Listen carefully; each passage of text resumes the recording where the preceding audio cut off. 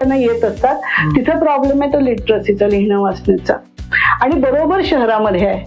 शहरामध्ये भरपूर लिहितील वाचतील. आता गुगल आल्यामुळे तर ते अमर्यादित झालंय, पण त्यांना जगण्याचा अनुभव देत नाही आपण.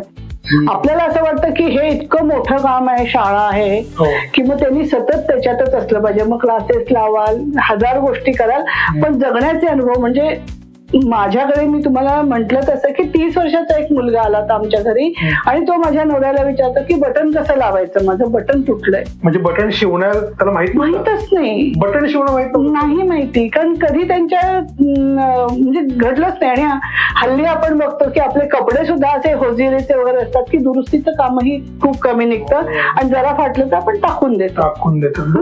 तर ह्या ज्या लाईफ स्किल्स त्या शहरामध्ये अजिबात नाहीये. तेव्हा दोन्हीकडे वेगळं वेगळं काम करायला लागतं.